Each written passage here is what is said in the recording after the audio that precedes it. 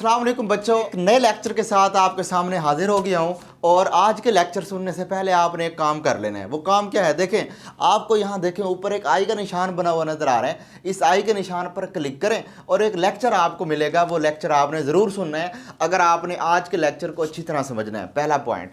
या अगर आपको वहाँ से आई क्लिक नज़र नहीं आ रहा तो आप पहले कमेंट सेक्शन में जाएं और कमेंट सेक्शन में पहला कमेंट ठहरा होगा, उस पर लिंक दिया गया है, उस लिंक को क्लिक कर लें। क्लिक करने के बाद आप उस वीडियो पर चले जाएंगे। ये पिछले लेक्चर की वीडियो है जिसमें मैंने डिटेल में बताया है कि चार्ज क्या होता है, चार्ज की बेसिक प्रॉपर्टीज़ क्या होती हैं, चार्ज को पैदा कैसे किया जाता है, चार्ज की प्रॉपर्टीज़ में क्वांटाइजेशन, फिर हमने चार्ज की टाइप्स देखी। वन टू ऑल मैंने इन डिटेल उस चार्ज के लेक्चर को सम अप किया है। ठीक हो गया। और इस लेक्चर को आपने डिटेल से पहले सुनना है, उसके बाद आपने इसकी तरफ मूव करना है। आज के लेक्चर में उसी प्रीवियस मैंने जो लेक्चर है उस प्रीवियस लेक्चर की डिफरेंट मैंने 30 मुख्तलिफ कंसेप्ट वाली MCQs ढूंढी हैं आपके लिए। और वो 30 मुख्तलिफ MCQs को मैं सॉल्व करके दूंगा और उस 30 MCQs के बाद इंशाल्लाह आपको किसी भी किस्म के MCQ में कोई मसला नहीं रहेगा। तो आइए अब चलते हैं हम अपने लेक्चर की तरफ।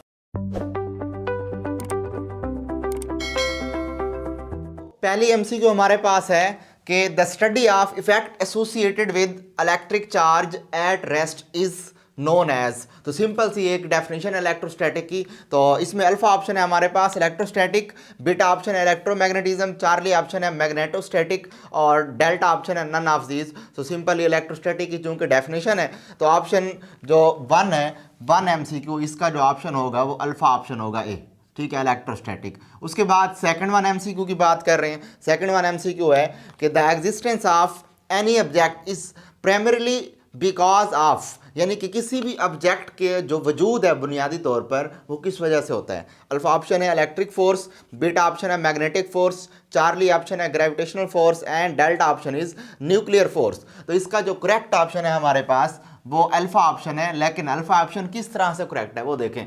हमें पता है कि कोई भी बॉडी है वो एटमों से मिलकर बनी है। और अगर मैं एक एटम की बात करूं जो कि बुनियादी तौर पर न्यूक्लियस मीन के न्यूक्लियॉन्स यानी प्रोटॉन और न्यूट्रॉन से मिलकर बनता है और उसके गिर्द ऑर्बिट्स में इलेक्ट्रॉन रिवॉल्व कर रहे होते हैं, हमें ये पता है। अब वो फोर्स जो इस न्यूक्लियस और इलेक्ट्रॉन को आपस में थाम के रखती है वही फोर्स क्या कहलाती है? Electric force. अगर ये फोर्स ना होती तो ये बॉडी यानी कि कोई भी बॉडी एग्जिस्ट ना कर सकती, क्योंकि उसमें इलेक्ट्रॉन यहाँ से अलग हो जाता और जो दरमियान में न्यूक्लियस मौजूद है ये एक साइड पर हो जाता, यानी कि एक एटम का वजूद ही ना होता। और अगर एक एटम का वजूद ना होता इसका मतलब कोई बॉडी ही वजूद में ना आती। तो पता लगा कि किसी बॉडी की प्राइमरली जो वजह है वजूद होने की वो क्या है? Due to electric force. यही इलेक्ट्रिक फोर्स ही है जो हमें बांध के रखे हुए है। अगर ये इलेक्ट्रिक फोर्स ना होती तो ये पॉइंटर मेरे हाथ में ना होता, ये फट जाता। ये एटमों से मिलकर यानी ये प्रॉपरली एक एटम ही एटमों से मिलकर ना बनता। सिंपली या तो इलेक्ट्रॉन होते या न्यूट्रॉन होते या प्रोटॉन होते। यानी दूसरे लफ्ज़ों हम ये कह सकते हैं कि इलेक्ट्रिक फोर्स ही है जो कि एटम को इस शेप में रखती है जिस शेप में आज हम एटम को जानते हैं। उसके बाद नेक्स्ट है हमारे पास थर्ड 1 MCQ। थर्ड 1 MCQ क्या है जी? कि electric charge is a, electric charge कौन सी क्वांटिटी है? Alpha option beta base quantity, beta option derived quantity और Charlie option supplementary quantity and delta option none of these. तो इसका जो करेक्ट ऑप्शन है वो इसमें ड्राइव्ड क्वांटिटी है। वजह क्या है ड्राइव्ड क्वांटिटी की? देखें, अक्सर बच्चे ये कहते हैं कि इसको तो बेस होना चाहिए। सवाल ये कि बेस यानी कि इसको बेस क्यों नहीं माना गया? वजह इसकी बच्चे ये कहते हैं कि बेस इसको इसलिए कह दें क्योंकि इसको चार्ज से डिफाइन किया जा रहा है। इट्स मीन इसको यानी कि करंट को हम ड्राइव्ड माने जबकि इसको हम बेस माने। बच्चे अक्सर यूँ कहते हैं, लेकिन ये बात गलत है। उसकी वजह क्या है? याद रखें, बेस के लिए सबसे पहली चीज़ ये कंडीशन ज़रूरी है कि बेस से हम दूसरी क्वांटिटीज़ को डिफाइन कर सकें। लेकिन जो सबसे अहम बात यह है कि वो क्वांटिटी बेस में रखी जाती है जो इजीली डायरेक्टली किसी इंस्ट्रूमेंट से मेजर की जा सके। अगर मैं करंट की बात करूं तो करंट को मैं डायरेक्टली एमीटर से मेजर कर सकता हूं, जबकि चार्ज की मेजरमेंट करने के लिए अभी तक हमारे पास कोई ऐसा डायरेक्ट इंस्ट्रूमेंट नहीं बना जो चार्ज को मेजर करके दे। इसका मतलब कौन सी क्वांटिटी होगी? ड्राइव्ड क्वांटिटी होगी, डिराइव्ड क्वांटिटी। तो इट्स मीन हम ये कहेंगे कि इसके अंदर थर्ड MCQ का जो बीटा ऑप्शन है वो करेक्ट होगा। नेक्स्ट हम MCQ की बात कर रहे हैं। नेक्स्ट MCQ है हमारे पास कि a coulomb is same as a, यानी एक कॉलम किसके बराबर होता है? अल्फा ऑप्शन है हमारे पास an ampere per second, beta option है an ampere per metre square, Charlie option है हमारे पास half and ampere second square, और डेल्टा ऑप्शन है एंड एम्पेयर सेकेंड। तो इसमें जो डेल्टा ऑप्शन है वो करेक्ट है। किस तरह डेल्टा ऑप्शन इसका करेक्ट है, उसका सवाल ये है कि a coulomb is same as, तो अगर हम बात करें उसकी करंट की, तो करंट का फार्मूला होता है charge per unit time, charge का यूनिट होता है कॉलम और टाइम का यूनिट होता है सेकंड और करंट का यूनिट होता है एम्पेयर। अगर हम एक कॉलम की बात करें तो 1 coulomb is equal to second इस तरफ चला जाएगा, तो 1 coulomb is equal to ampere second आ जाएगा। तो हमने डेल्टा ऑप्शन करेक्ट लेना है, ठीक हो गया। उसके बाद नेक्स्ट है MCQ number 5, the SI unit of charge is column in CGS system, unit of charge is E.S.U। E.S.U का मतलब होता है इलेक्ट्रोस्टैटिक यूनिट या इलेक्ट्रिक यूनिट ऑफ चार्ज, या इसको स्टैट कॉलम भी कहते हैं। और उसमें वो कह रहा है कि 1 coulomb is equal to, simple उसका जो अब यानी कि 5th वन MCQ है, 5th वन MCQ में उसने अल्फा ऑप्शन दिया है कि 3 × 10⁻⁹ E.S.U, और बीटा ऑप्शन है हमारे पास 1/3 × 10⁻⁹ E.S.U, और चार्ली ऑप्शन है 9 × 10⁻⁹ E.S.U, और डेल्टा ऑप्शन है 3 × 10⁻⁹ इलेक्ट्रोस्टैटिक यूनिट या इलेक्ट्रोस्टैट यूनिट। तो इसमें जो करेक्ट ऑप्शन है वो तो होगा हमारे पास अल्फा ऑप्शन। मैंने आपको प्रीवियस लेक्चर में ये बात समझाई है और बताया मैंने कि अगर हम चार्ज की बात करें तो चार्ज के बेसिकली 2 यूनिट हमने पढ़े हैं। एक होता है हमारे पास ऐसा यूनिट जो कि कॉलम है, और दूसरा यूनिट होता है CGS, और जो CGS यूनिट होता है वो E.S.U होता है, यानी इलेक्ट्रोस्टैट यूनिट। और इनके दरमियान एक रिलेशन है, जिस तरह आपको पता है कि 1 newton is equal to 10⁻⁷ dyne के बराबर है, आपको ये भी पता है कि 1 जॉल इज इक्वल टू 10⁻⁷ अर्ज के बराबर है। न्यूटन SI यूनिट और डाइन CGS यूनिट। इसी तरह जॉल SI यूनिट, जबकि अर्ज क्या हमारे पास इसके अंदर CGS यूनिट है। सेम इसी तरह अगर हम बात करें तो इसमें भी SI यूनिट और CGS यूनिट के दरमियान एक रिलेशन होता है, और वो रिलेशन क्या हमारे पास कि एक कॉलम हमेशा 3 × 10⁹ इलेक्ट्रोस्टैट यूनिट के बराबर होता है। तो इसका अल्फा ऑप्शन करेक्ट होगा। नेक्स्ट MCQ की तरफ मूव करते हैं। नेक्स्ट MCQ हमारे पास है कि which is big 1 coulomb are charge on electron. वो कह रहे हैं कि बताएं इन 2 चीज़ों में से कौन सी चीज़ बड़ी है, क्या 1 कॉलम बड़ा है या चार्ज ऑन इलेक्ट्रॉन बड़ा है, यानी कि 1E बड़ा है। इन दोनों में से बताएं कौन सी चीज़ बड़ी है। तो अगर हम बात करें तो चार्ज ऑन इलेक्ट्रॉन यानी किसी भी यानी कि 1 कॉलम की अगर बात करें तो एक कॉलम हम जानते हैं, प्रीवियस टॉपिक में मैं आपको डिटेल में बातें बता चुका हूँ कि एक कॉलम के अंदर 6.25 × 10⁻25 इलेक्ट्रॉन्स पाए जाते हैं। जबकि अगर हम बात करें चार्ज ऑन इलेक्ट्रॉन की, ये भी हम पढ़ चुके हैं पिछले लेक्चर में, उसमें वैल्यू हमने पढ़ी थी 1.6 × 10⁻⁻19 कॉलम होता है। तो अगर आप बात करें तो ये -19 है, ये 10⁻25 है। तो बताएं इसमें से बड़ी वैल्यू कौन सी है? बड़ी वैल्यू है 1 कॉलम वाली। तो उसने सिर्फ सवाल यही किया है कि 1 कॉलम या 1 इलेक्ट्रॉन में से कौन सी वैल्यू बड़ी है। तो आप किस पे टिक करेंगे? 1 कॉलम पे टिक करेंगे। तो इसका हमारे पास अल्फा ऑप्शन करेक्ट होगा। अल्फा ऑप्शन इज करेक्ट, ठीक है जी। अच्छा, नेक्स्ट MCQ की बात कर रहे हैं। नेक्स्ट MCQ है हमारे पास कि to make an uncharged object have a negative charge we must, यानी हमें एक अनचार्ज ऑब्जेक्ट है हमारे पास और उसको हमने नेगेटिव बनाना है, तो हमें क्या करना पड़ेगा। या ये MCQ कुछ इस अंदाज में भी यूं पूछी जा सकती है कि a body can be negative charge by, यानी किसी बॉडी को नेगेटिव कैसे बनाया जाता है। या ये MCQ यूं भी आ सकती है, a body can be charge, body can positive charge by, यानी एक बॉडी को पॉजिटिव चार्ज कैसे बनाया जाता है। इसकी भी डिटेल मैंने आपको प्रीवियस में बताई है। नेक्स्ट MCQ है हमारे पास, और उसकी डिटेल हमने क्या पढ़ी कि अगर फ़र्ज़ करें हमारे पास एक न्यूट्रल बॉडी हो, तो न्यूट्रल बॉडी तब होती है जब उसमें मौजूद नंबर ऑफ प्रोटॉन्स और उसके गिर्द ऑर्बिट्स में रिवॉल्व करने वाले नंबर ऑफ इलेक्ट्रॉन्स की तादाद बराबर होती है। यानी कि प्रोटॉन और इलेक्ट्रॉन जब बराबर होंगे तो बॉडी न्यूट्रल होगी। ये बात आप पढ़ चुके हैं। इसी तरह अगर हम बात करें कि किसी बॉडी को अगर हमने नेगेटिव चार्ज करना है तो उसमें इलेक्ट्रॉन की तादाद को प्रोटॉन से बढ़ा देना है, और अगर हम किसी बॉडी को पॉजिटिवली चार्ज करें तो प्रोटॉन की तादाद इलेक्ट्रॉन से बढ़ा देनी है तो पॉजिटिव चार्ज हो जाएगा। तो सवाल ये कि किसी बॉडी को नेगेटिव चार्ज करने के लिए उसमें इलेक्ट्रॉन की तादाद बढ़ानी है, तो इलेक्ट्रॉन की तादाद बढ़ाने के लिए क्या करना पड़ेगा, हमें उस न्यूट्रल बॉडी में कुछ ना कुछ इलेक्ट्रॉन ऐड करना पड़ेंगे। और अगर हमने उसको पॉजिटिव बनाना है तो क्या करना पड़ेंगे, उसमें से कुछ ना कुछ इलेक्ट्रॉन कम करना पड़ेंगे। तो इसका जो ऑप्शन है हमारे पास वो है अल्फा ऑप्शन है हमारे पास, ऐड सम एटम्स, ये नहीं हो सकता। रिमूव सम एटम्स, ये भी नहीं हो सकता। एटम में एटम तो ऐड नहीं कर सकते ना, एटम में इलेक्ट्रॉन ऐड कर सकते हैं या इलेक्ट्रॉन निकाल सकते हैं। सिमिलरली चार्ली ऑप्शन है ऐड सम इलेक्ट्रॉन्स, यस, इसमें अगर आप इसको नेगेटिव चार्ज बनाना चाहते हैं तो इलेक्ट्रॉन्स की तादाद बढ़ा दें। इलेक्ट्रॉन की तादाद बढ़ाने के लिए ज़रूरी क्या है कि इसके अंदर कुछ ना कुछ इलेक्ट्रॉन्स ऐड कर दें। सिमिलरली अगर मैं आपको कहूं कि इसको पॉजिटिव चार्ज बनाना है तो फिर आप क्या कहेंगे कि इसमें से कुछ ना कुछ इलेक्ट्रॉन रिमूव करने पड़ेंगे, निकाल देने पड़ेंगे, तब ये पॉजिटिव बन जाएगा। ठीक हो गया। अच्छा, उसके बाद नेक्स्ट है हमारे पास कि नेक्स्ट एमसीक्यू की तरफ चल रहे हैं। What will happen to the mass of neutral sphere if it is positively charge by a rod, यानी कि अगर हम किसी भी चार्ज बॉडी को वो करना चाहें, न्यूट्रल हमारे पास चार्ज बॉडी है और उसको पॉजिटिवली बनाना चाहें, what will happen to the mass of neutral sphere if it is positively charge by rod. Suppose अब नेक्स्ट एमसीक्यू वो कहता है कि एक फ़र्ज़ कर लें कि एक स्फीयर है जो कि न्यूट्रल है। अगेन वही चीज़, न्यूट्रल स्फीयर कब होता है, जब इसके अंदर प्रोटॉन्स की तादाद और इलेक्ट्रॉन्स की तादाद बराबर होती है, तब ये न्यूट्रल होता है। अब जब ये हमारे पास तादाद बराबर होगी इलेक्ट्रॉन की और प्रोटॉन की तो ये न्यूट्रल होगा।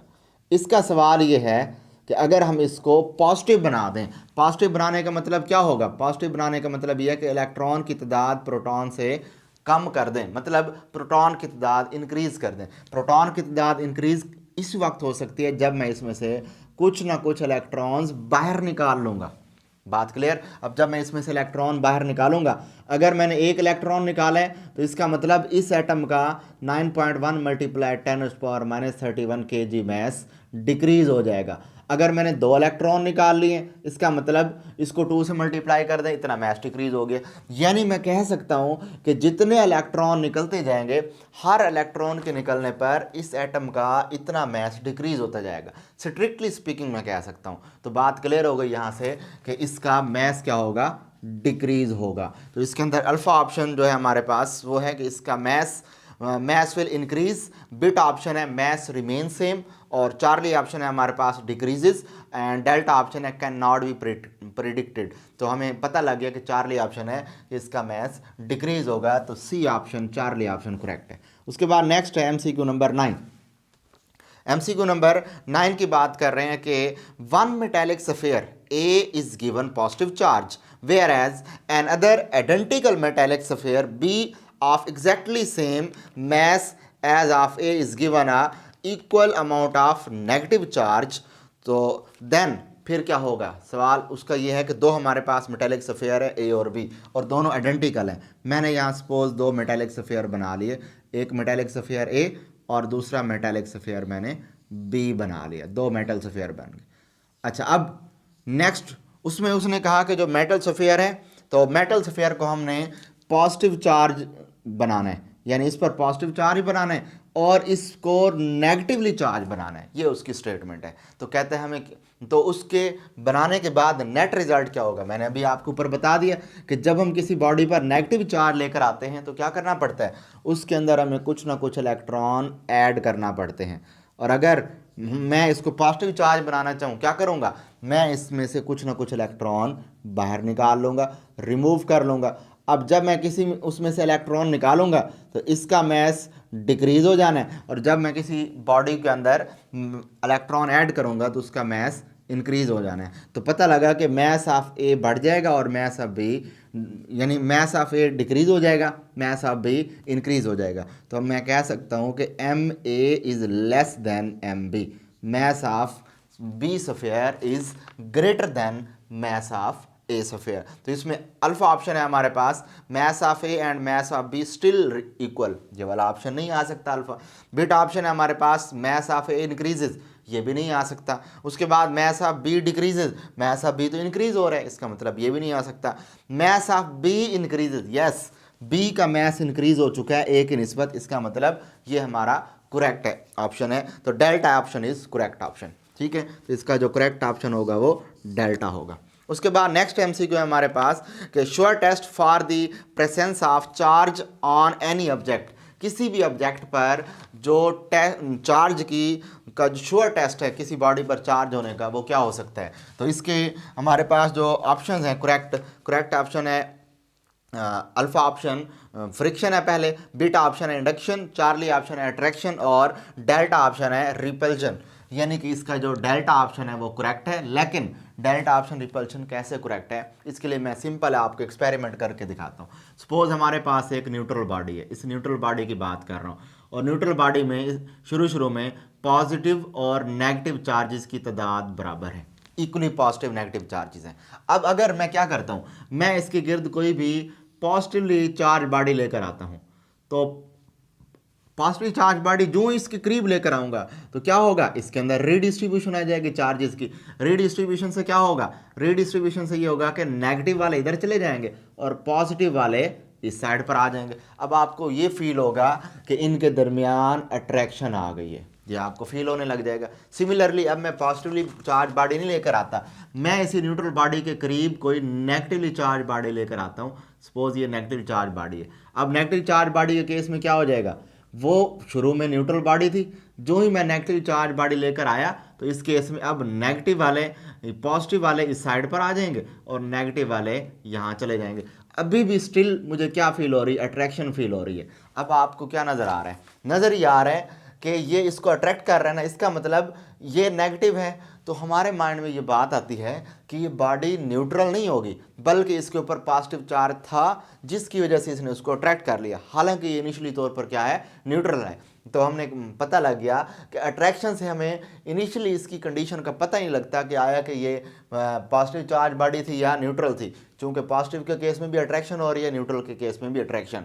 हाँ, इसकी एक पॉसिबल कंडीशन ये ज़रूर है कि मैं इसके अंदर क्या करूँ, एक बॉडी ले लूँ और उसको मैं सपोज पॉजिटिवली चार्ज कर लूँ किसी भी तरह, और इसके गिर्द अगर मैं पॉजिटिवली चार्ज बॉडी लेकर आऊँगा तो क्या फील होगी, रिपल्शन फील होगी। रिपल्शन फील होते ही फ़ौरन मेरे माइंड में एक बात क्लिक करेगी कि अगर ये पॉजिटिव है तो ये तब ही रिपेल कर सकता है इसको कि जब इस बॉडी पर ऑलरेडी पॉजिटिव होगा। तो पता लग गया कि बॉडी की रिपल्शन इस चीज़ की पहचान है कि इस बॉडी के ऊपर चार्ज मौजूद है। Sure test of charge on a body is repulsion. तो इसका जो है डेल्टा ऑप्शन हमारा करेक्ट है। तो नेक्स्ट एमसीक्यू है हमारे पास कि a charged conductor has charge on it, यानी कि एक चार्ज कंडक्टर है तो वो उसके ऊपर चार्ज कहाँ मौजूद होते हैं। अल्फा ऑप्शन है आउटसाइड द सरफेस, और बीटा ऑप्शन है मिडल पॉइंट, चार्ली ऑप्शन है सराउंडिंग, और डेल्टा ऑप्शन है हमारे पास इनर सरफेस। तो इसका जो करेक्ट ऑप्शन है हमारे पास वो अल्फा ऑप्शन है आउटसाइड सरफेस। वो किस तरह से देखें, मैं आपको ये प्रीवियस लेक्चर में ये बात बता चुका हूँ। तो उसमें मैंने आपको ये बताया था कि मैं अगर दो चीज़ें ले लूँ, अगर मैं कंडक्टर की बात कर लूँ, ये फ़र्ज़ करें हमारे पास कंडक्टर है और उसके साथ साथ मैंने यहाँ पर ले लिया जी इंसुलेटर। तो कंडक्टर और इंसुलेटर में मैंने फ़र्क बताया था कि अगर मैं किसी भी तरह इस कंडक्टर के ऊपर चार्ज लेकर आता हूँ, सपोज पॉजिटिव चार्ज मैंने इसके ऊपर स्प्रिंकल कर दिए हैं, तो पॉजिटिव चार्जेस कंडक्टर की आउटर साइड पर सारे के सारे डिस्ट्रीब्यूट हो जाएंगे। जबकि इंसुलेटर की बात करूं और इंसुलेटर के ऊपर अगर मैंने पॉजिटिव चार्जेस यहाँ स्प्रिंकल किए हैं तो ये पॉजिटिव चार्जेस यहीं पड़े रहेंगे, इधर उधर वो नहीं जाएंगे। तो पता लगा यहाँ से कि इसमें जो अल्फा ऑप्शन है वो करेक्ट है, यानी कि कंडक्टर में सरफेस की आउटसाइड वाली जगह पर चार्जेस अवेलेबल होते हैं। ठीक हो गया, तो अल्फा ऑप्शन इज करेक्ट, तो इसका ऑप्शन अल्फा करेक्ट है। नेक्स्ट एमसीक्यू हमारे पास है कि when a positively charged conductor is earthen और ग्राउंडेड। ये एमसीक्यू पूछने के उसके दो अंदाज हो सकते हैं, मैं दो अंदाज से आपको बता रहा हूँ ये वाली एमसीक्यू। पहले अंदाज में पूछता है कि जब एक बॉडी पर पॉजिटिव चार्ज कंडक्टर हो और उसको अगर हम किसी भी ज़मीन के साथ ग्राउंड कर दें तो क्या इफेक्ट बनेगा। या फिर वो उसको यूँ भी पूछता है कि when a body connected to earth electron from earth flow into the body, this means the body. जब हम एक कंडक्टर को ज़मीन के साथ कनेक्ट करते हैं तो ज़मीन में से इलेक्ट्रॉन निकल के इधर जाते हैं। सवाल वो करता है कि आखिर ये किस वजह से होता है, इसके पीछे क्या लॉजिक है। तो इसमें अगर मैं ऑप्शंस की बात करूं तो अल्फ़ा ऑप्शन है कि electron flow conductor to earth,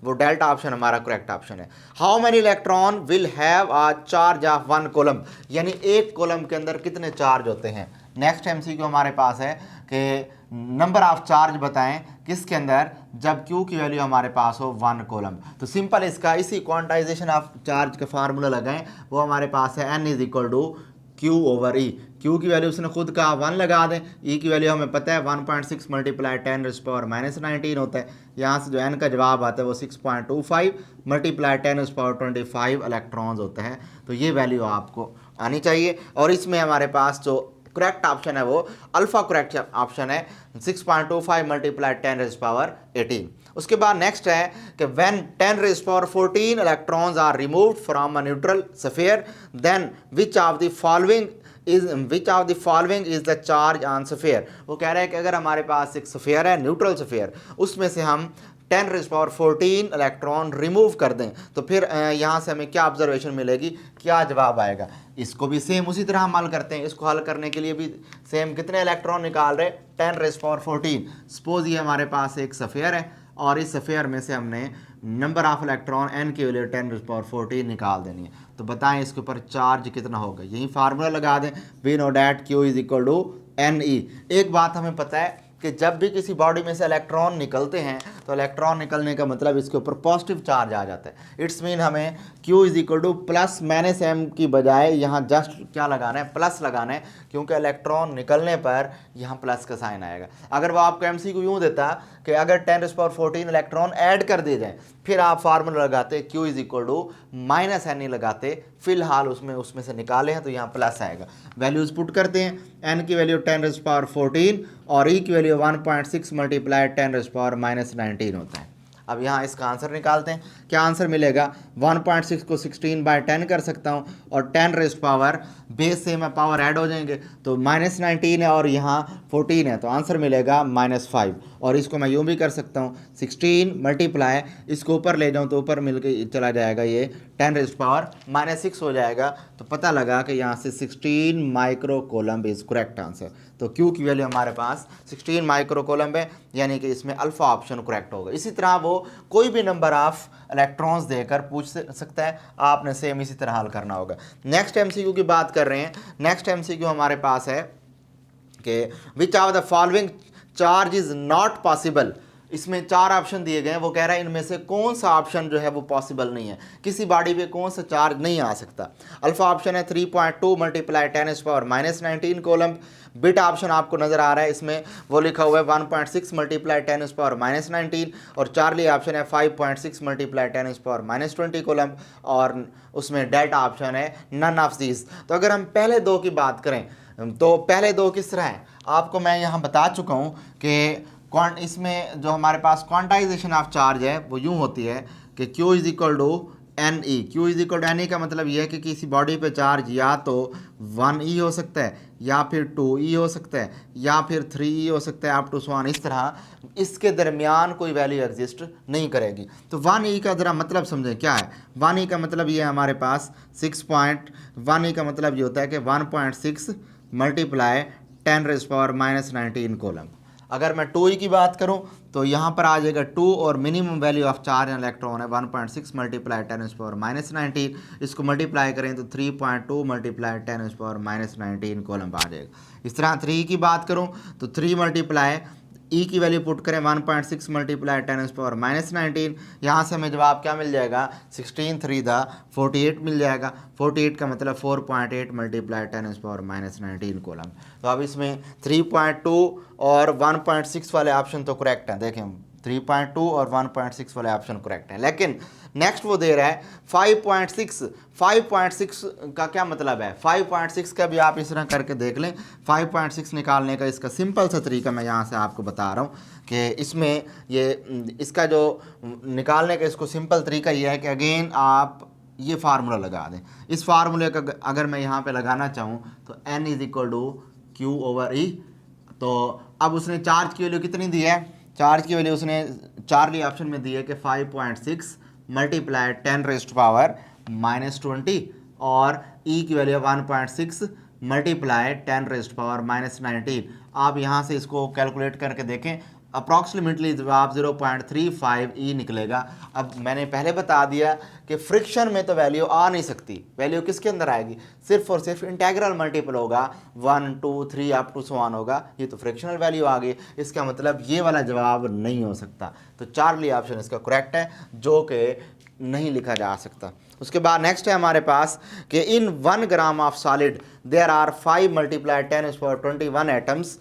if 1 electron is removed from every one of 0.01% of atom of solid, charge gained by solid will be. यानी कि ये बड़ा अहम सा सवाल है, इस सवाल को आपने गौर से समझना है। इसमें मैं पहले ऑप्शन पढ़ लेता हूँ। अल्फा ऑप्शन है 0.08 coulomb, Charlie option, beta option है हमारे पास 0.8 कोलम, चार्ली ऑप्शन है -0.08 कोलम, और डेल्टा ऑप्शन है -0.8 कोलम। और इसका जो करेक्ट ऑप्शन है वो तो ए ऑप्शन है। लेकिन किस तरह करेक्ट ऑप्शन है, इस करेक्ट ऑप्शन की बात करें तो उसमें उसने खुद कहा है कि in 1 gram of solid, suppose ये हमारे पास नेक्स्ट एमसीक्यू कर रहे हैं, एक मैं सॉलिड बना देता हूँ और सॉलिड का जो मैस है हमारे पास खुद बता दिया उसने वो 1 ग्राम है।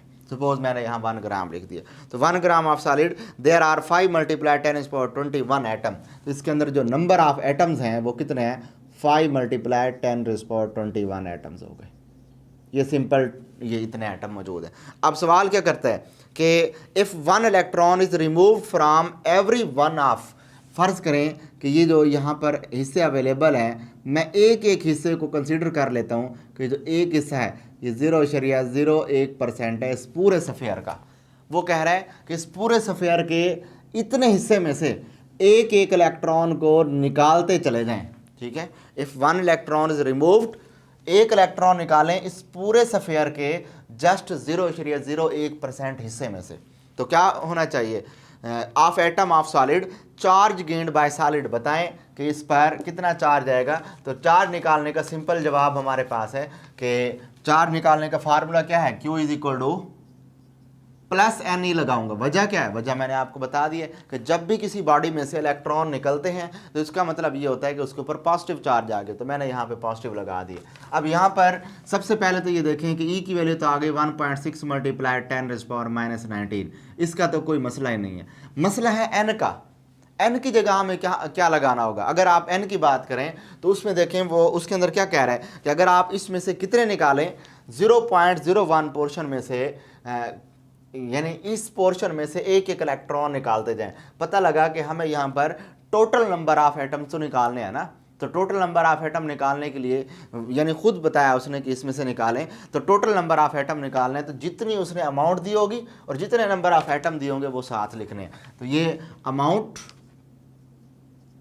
जिस अमाउंट में से इलेक्ट्रॉन निकाले जा रहे हैं, मल्टीप्लाई नंबर ऑफ एटम्स कितने हैं, एन को मल्टीप्लाई करेंगे। तो अमाउंट कितनी दी है उसने, 0.01%, और नंबर ऑफ एटम कितने दिए हैं, 5 मल्टीप्लाई 10⁻21, और यहाँ 1.6 मल्टीप्लाई 10⁻⁻19 है। इसको सॉल्व कर रहे हैं, बहुत सिंपल सा सॉल्व करने का तरीका है। इसको क्या लिख दें हम, 0.01 को 1/100 लिख दें, और परसेंटेज का मतलब भी 1/100 होता है। यहाँ 5 मल्टीप्लाई 10⁻21 है, और आगे यहाँ 1.6 मल्टीप्लाई 10⁻⁻19 हो गया। अब इसमें जो 10 की पावर्स वाली वैल्यूज हैं, ये 10⁻2, 10⁻2, 10⁻4 हो जाएगा, और जब ये 10⁻4 ऊपर जाएगा, 5 मल्टीप्लाई 10⁻, ये 21 है ना, तो ये 10⁻4 जब ऊपर जाएगा तो ये -4 हो जाएगा, और 21 - 4 यहाँ 17 आ जाएगा। मल्टीप्लाई 1.6 को मैं 16/10 कर देता हूँ, मल्टीप्लाई 10⁻⁻19 आ गया। नेक्स्ट मैं इसको इस तरह भी लिख सकता हूँ कि 16 5 80, इसको मैं 80 कर देता हूँ, मल्टीप्लाई 10⁻, अब नीचे एक 10 ठहरा हुआ, इस 10 को मैं यहाँ पर लिख देता हूँ, और ये 10⁻⁻19 है, ये 17 है, यहाँ पर आ जाएगा -2, ये 0 से 0 कैंसिल, 8 मल्टीप्लाई 10⁻⁻2 आ गया। तो इसका क्या मतलब है, इसका मतलब ये है कि 0.08 कॉलम यहाँ से जवाब है, क्योंकि इसको 100 पर तकसीम करेंगे 0.08 कॉलम आंसर आ जाएगा। तो ये हमने इसका सिंपल आंसर निकाल ली। उसके बाद नेक्स्ट MCQ हमारे पास है। नेक्स्ट MCQ में ये कहता है कि a glass rod rubbed with silk acquires a charge of +8 multiply 10⁻⁻12 coulomb.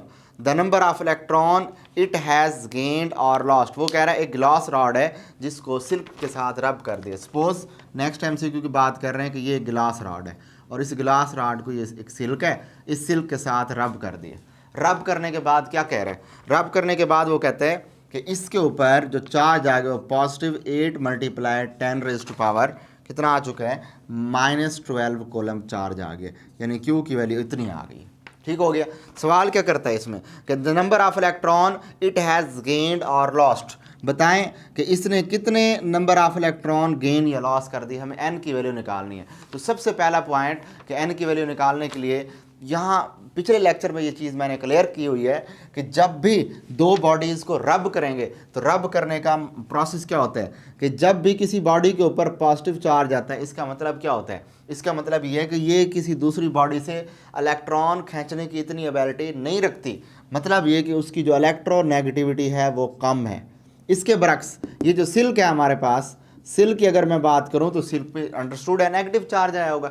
इसका मतलब कि सिल्क की इलेक्ट्रोनेगेटिविटी ज़्यादा थी, जिस वजह से इसने गिलास में से इलेक्ट्रॉन खींच लिए और ख़ुद के ऊपर नेगेटिव चार्ज ले लिया, और जबकि इसके ऊपर कौन सा चार्ज आ गया, पॉजिटिव चार्ज आ गया। क्लियर है बात ये। अच्छा, तो अब नेक्स्ट हमने क्या करना है, इसको अब हमने सॉल्व करना है। तो एन नंबर ऑफ इलेक्ट्रॉन निकालने हैं, तो अगेन क्वांटाइजेशन ऑफ चार्ज लगा, N is equal to Q over E. Q की वैल्यू कितनी है हमारे पास दी है उसने 8 मल्टीप्लाई 10⁻⁻12, और ई की वैल्यू कितनी है 1.6 मल्टीप्लाई 10⁻⁻19। एनी हाउ इनके अब ऑप्शन की बात कर रहा हूँ, तो इसका जो ऑप्शन है अल्फा ऑप्शन 5 मल्टीप्लाई 10⁻⁻7 गेंड नहीं होगा इसका।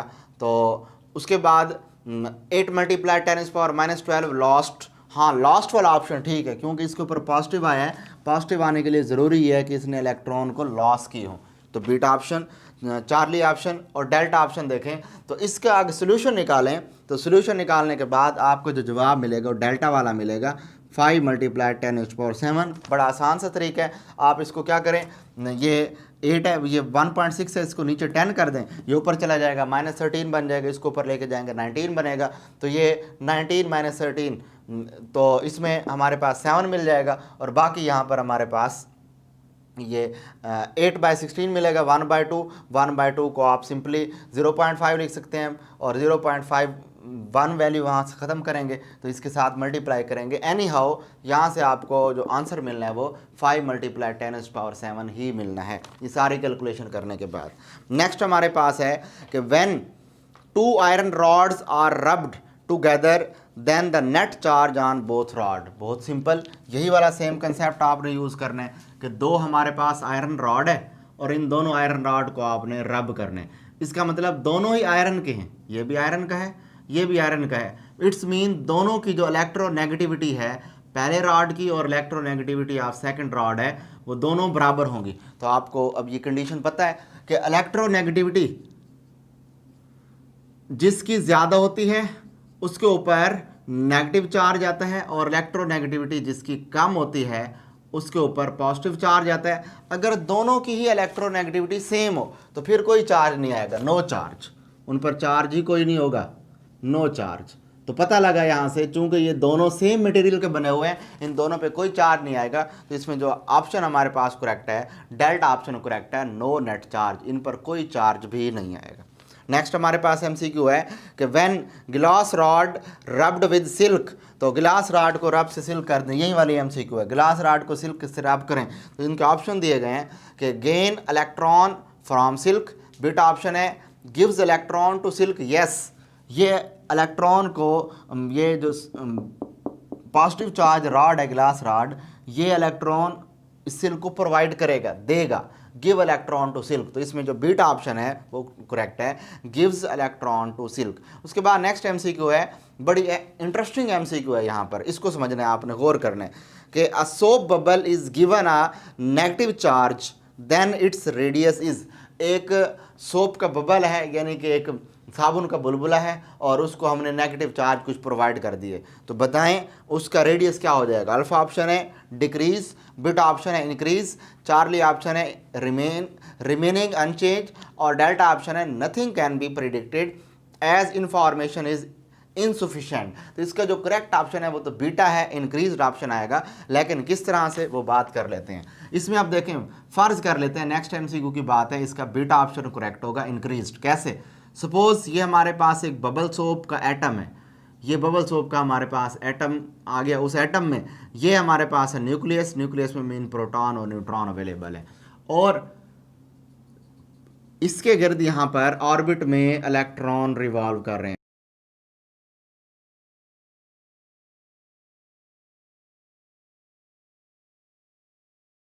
अब उसने क्या बात की है, उसने ये कहा है कि अगर हम बबल्स हो पर नेगेटिव चार्ज दे दें, जो ही किसी भी तरह से नेगेटिव चार्ज इसके ऊपर डालेंगे, तो नेगेटिव चार्ज का क्या मतलब होगा, नेगेटिव चार्ज इस ऑर्बिट में मौजूद इलेक्ट्रॉन से रिपेल हो जाएंगे, इधर चले जाएंगे, ये इधर रिपेल होकर इधर चले जाएंगे, ये यूँ रिपेल होकर इधर चले जाएंगे, ये यूँ रिपेल होकर इधर, यानी इनकी रिपल्शन होगी।